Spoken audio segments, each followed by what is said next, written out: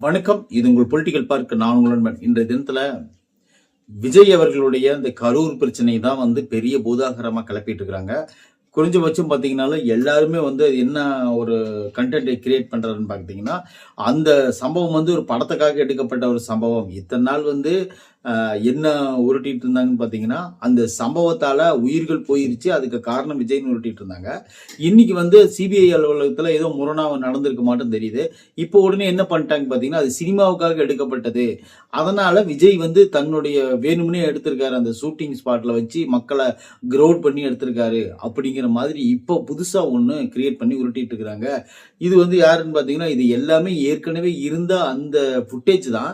அந்த ஃபுட்டேஜை புது புது ஃபுட்டேஜா காட்டுறேன் அப்படிங்கிற மாதிரி இந்த ட்ரோன்ல இருந்து மேல இருந்து எடுக்கிற மாதிரியும், அப்புறம் பார்த்தீங்கன்னா சைட்ல இருந்து எடுக்கிற மாதிரியும், இதெல்லாம் ஃபுட்டேஜ் எல்லாம் நாங்க ஆல்ரெடி பார்த்துட்டோம்னு சொல்லிட்டு ரசிகர்கள் மக்கள் எல்லாம் சொன்னா கூட, இல்ல இல்ல இல்ல இல்ல இதெல்லாம் புது ஃபுட்டேஜ், இன்னைக்கான ஃபுட்டேஜ், இதுக்குள்ள என்னென்ன இருக்குதுன்னு பாருங்க அப்படின்னு சொல்லிட்டு இவங்களா ஒரு ஃபுட்டேஜ் எடுத்துட்டு மக்களை நம்ப வைக்கணும் அப்படிங்கிறதுக்காக பண்றாங்க. ஏதாவது ஒரு ரசிகன் தன்னோட பார்க்க வரவங்க சாகணும் அப்படின்னு சொல்லிட்டு நினைப்பானா? நீங்க கொஞ்சம் மென்டாலிட்டி நல்ல ஒரு மைண்ட் இருக்கிறவங்க நல்லா யோசிச்சு பாருங்களேன். அந்த மாதிரி யாருமே நினைக்க மாட்டாங்க. இப்போ நீங்க ஒரு இடத்துல இருக்கிறீங்க, உங்களை பார்க்க வரவங்க செத்து போயிடணும் அப்படின்னு நினைப்பாங்களா? அப்படி செத்து போயிட்டா மீண்டும் நம்மளை பார்க்க ஆட்கள் வருவாங்களா?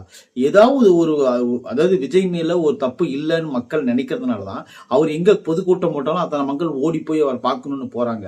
ஒருவேளை சப்போஸ் அந்த 41 பேர்ல அவங்க குடும்பத்தார் சேர்ந்தவங்க, அந்த ஊருக்காரங்க எல்லாம் சேர்ந்து விஜய் தான் அதுக்கு காரணம் நினைச்சிருந்தாங்கன்னா அவரை பார்க்க யாராச்சும் போவாங்களா? நீங்க யோசனை பண்ணி பாருங்க. மக்களுக்கே தெரியும் இது விஜய் சார் இதுக்கு காரணம் கிடையாது அப்படின்னு சொல்லிட்டு. அதனாலதான் மக்கள் எங்க விஜய் சார் கூட்டம் போட்டாலும் கூட அவரை தேடி அப்படி அளவுக்கு ஓடுறாங்க அப்படிங்கிறது இந்த வீடியோவில் நீங்க தெரிஞ்சுக்கோங்க. அடுத்து பாத்தீங்கன்னா 28ஆம் தேதி முதல், அதாவது மார்ச் 28ஆம் தேதி முதல் மீண்டும் பரப்புரையை தொடங்குறதா விஜய் சார் அறிவிச்சிருக்கிறது பெரிய ஒரு பேசும்படும்படியான ஒரு பொருளா மாறி இருக்கு. தொடர்ந்து எல்லா மாவட்டங்களிலும் பரப்புரை ரோடு ஷோ எல்லாம் நடத்த போறாரு. நடத்த போகும்போது மக்கள் எல்லாரும் மிகவும் கவனமாக, இந்த கரூர் போல இல்லாம மிகவும் கவனமாக அவரை போய் பார்த்துட்டு அவருக்கு உண்டான சப்போர்ட் நீங்க கொடுங்க அப்படின்னு சொல்லிட்டு இதன்படி நான் கேட்டுக்கிறேன். குழந்தைகள், பெரியவர்கள், அது பாத்தீங்கன்னா முதியவர்கள், நோயாளிகள் அண்ட் கர்ப்பிணி பெண்கள் இந்த மாதிரி யாரும் போக வேண்டாம். ஏன்னு கேட்டீங்கன்னா அடிக்கிற வெயிலுக்கு இனிமேல் 10 அடி தூரம் நடந்தாவே நம்மளுக்கு தண்ணி தாக எடுக்கும். ஆனா இருந்தாலும் இப்போ இந்த வெயிலையும் பொருட்படுத்தாம மக்கள் ஓடி போய் அவரை பார்க்குறாங்கன்னா நீங்க கொஞ்சம் சேஃப்டியா இருங்க அப்படின்னு தான் நான் சொல்ல வரேன். வேற ஒன்றும் கிடையாது. அடுத்தபடியா பாத்தீங்கன்னா இப்போ வேற ஒரு விஷயம் நம்ம பேசுவோம். திமுகனுடைய கூட்டணி கட்சிகள் அப்படின்னு சொல்லிட்டு நீங்க ஓரளவுக்கு எல்லாத்தையும் நிவர்த்தி பண்ணிட்டாங்க. நிவர்த்தி பண்ணாலும் அதுல முரணா இருக்கக்கூடிய 2 கட்சிகள், ஒன்னு கம்யூனிஸ்ட் 2, அடுத்து திருமாவளவனும் இப்போ மக்கள் நீதி மையம் கிட்டத்தட்ட 6 தொகுதிகள் கட்டாங்க. அதுல 2 தான் கொடுப்பேன் அப்படின்னு சொல்லிக்கிறாங்க. 2 கொடுக்குறேன்னு சொன்ன உடனே அவங்க என்ன பண்ணிட்டாங்கன்னு பாத்தீங்கன்னா, 2 எல்லாம் எங்களுக்கு 10வது தலைவரை, எங்களுக்கு ஒரு 5வது கொடுங்கன்னு கேட்கறாங்க. 5 கொடுக்க முடியாது, 2 தான் தருவேன், உதயசூரியன் சின்னத்தில் நில்லுங்க அப்படிங்கிறாங்க. உதயசூரியன் சின்னத்துலலாம் எங்களை பேட்டரி சின்னம் என்ன ஆகுறது அப்படின்னு கேட்கறாங்க. பேட்டரி சின்னம் இருக்கட்டும், ஏன்னு கேட்டீங்கன்னா உதயசூரியன் சின்னத்தில் என்னதான் உங்களுக்கு நான் 2 சீட் நான் தர முடியும், ஆல்ரெடி உங்களுக்கு ராஜ்யசபா சீட் ஒன்று கொடுத்துட்டலாம்னு சொல்றாங்க. இவங்க என்ன பண்றாங்க பாத்தீங்கன்னா, நாங்க பேட்டரி சின்னத்தில் நின்னோம்னா கூட எங்களுக்கு அங்கீகாரம் அப்படியே இருக்கும். நாங்க உதயசூரியன் சின்னம் வந்துட்டோம்னா எங்களுக்கு அங்கீகாரம் போயிடும், அந்த மக்கள் நீதி மையம் அங்கீகாரம், பேட்டரி சின்ன அங்கீகாரம் எல்லாம் போயிடும் சொல்றாங்க.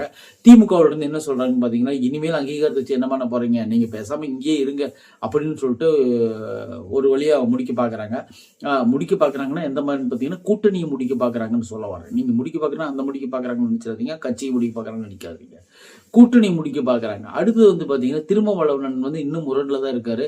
எங்கள் டபுள் டிஜிட்டல் கொடுத்தாதான் நாங்க ஏத்துக்குவோம் அப்படிங்கிற மாதிரி. ஆக மொத்தம் இப்ப தேமுதிகவுக்கும் டபுள் டிஜிட்டல் சொல்லியிருப்பாங்கன்னு தெரியுது. இப்ப அதுதான் திமுக திருமாவளவன் மிகவும் ஒரு கோபத்தை ஏற்படுத்திருக்குது. இத்தனை வருஷமா நாங்க கூடவே இருந்து முட்டு கொடுக்குறோம், எங்களுக்கு நீங்க 6 சீட்டு 5 சீட்டு தரணுங்கிறீங்க. நேத்து திமுகவுக்கு ராஜ்யசபா சீட்டும் கொடுத்து நீங்க டபுள் டிஜிட்டல்ல நீங்க கொடுத்தீங்கன்னா எங்களுக்கு என்ன மரியாதை அப்படிங்கிற மாதிரி அவங்க கோபமா இருக்கிறாங்க.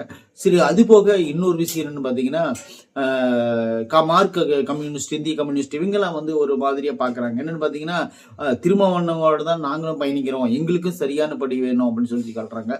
இவங்க 3 பேரும் சொல்லக்கூடிய ஒரு காரணம் என்னன்னு பாத்தீங்கன்னா, காங்கிரஸ் தான் சொல்றாங்க. காங்கிரஸை வந்து என்ன சொல்றாங்கன்னு பார்த்தீங்கன்னா, காங்கிரஸ் வந்து நாங்கள் ஆல்ரெடி வந்து நாங்கள் 25 தொகுதி கொடுத்து 18 தான் ஜெயிச்சாங்க. இப்போ வந்து அவங்களுக்கு வந்து நீங்கள் 18 இல்லை 20 கொடுத்திருந்தா கூட பரவாயில்ல. அவங்களுக்கு வந்து தேசிய கட்சி அப்படிங்கிற ஒரு அங்கீகாரத்துக்காக தமிழ்நாட்டில் செல்வாக்கே இல்லாத காங்கிரஸுக்கு நீங்கள் எப்படி வந்து 28 தொகுதிகள் ஒரு ராஜ்யசபா கொடுக்கலாம் அப்படின்னு சொல்லிட்டு திமுக மேலே அதிருப்தியாக இருக்காங்க. ஆனால் திமுக என்னாச்சுன்னு பார்த்தீங்கன்னா, காங்கிரஸை விட்டுறக்கூடாது எக்காரணத்தை கொண்டும் அப்படின்னு முழு முயற்சியில் வந்து பாடுபட்டு எப்படியாவது ஒன்று உள்ள சேர்த்துடணும்னு சொல்லிட்டு அப்படியே வச்சு பார்த்து ஈஸியாக கேட்ச் பண்ணிட்டாங்க.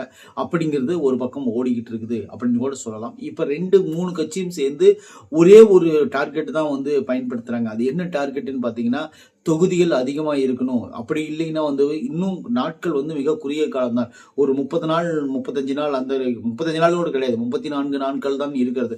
அந்த காலகட்டங்களில் வந்து அவருக்கு வந்து மிகவும் வந்து இந்த அளவுக்கு நெருக்கடி கொடுக்குறாங்கன்னா, ஸ்டாலின் அவர்கள் வந்து மிகவும் ஒரு தைரியசாலி தான். ஏன்னு கேட்டிங்கன்னா, இத்தனை கட்சிகள் 28 கட்சி, குறைஞ்சபட்சம் பார்த்தீங்கன்னா 28 கட்சியில் வந்து பார்த்தீங்கன்னா ஒரு 5 கட்சி மட்டும்தான் வேறு சின்னத்தில் நிற்க போகிறாங்க. இந்த கம்யூனிஸ்ட்டு, அப்புறம் வந்து பார்த்தீங்கன்னா மதிமுக, அடுத்தது வந்து மதிமுகவுக்கு ஒரே ஒரு தொகுதி தான் தனியாக நிற்கிற தொகுதி. மீதி வந்து 3 பார்த்தீங்கன்னா திமுகவோட நிற்கிற தொகுதி தான். கிட்டத்தட்ட அவங்க திமுக காரங்களாக மாறிட்டாங்க. ஒரே ஒரு தொகுதி மட்டும் நிற்க போகிறதா அவங்க அறிவிச்சிருக்கிறாங்க. அடுத்தது வந்து பார்த்தீங்கன்னா மீதி இருக்கக்கூடிய எல்லா கட்சிகளும் சரி, கம்யூனிஸ்ட்டு 2 கம்யூனிஸ்ட்டு, அடுத்தது வந்து பார்த்தீங்கன்னா விசிக, காங்கிரஸ், அடுத்தது வந்து பார்த்தீங்கன்னா இவங்க தேமுதிக, இவங்க மட்டும்தான் வந்து தனி சின்னத்தில் நிற்க போகிறாங்க. என்னென்ன எவ்வளோ தொகுதி அப்படிங்கிறது வந்து இழுப்பறியிலே போயிட்டு இருக்கு அப்படின்னு சொல்லிட்டு நம்ம பார்க்கப்படுது. இன்னும் ஓரிரு நாட்களில் வந்து இது வந்து கிளீனாக பண்ணி முடிச்சிருவாங்க அப்படின்னு யோசிக்க தோணுது.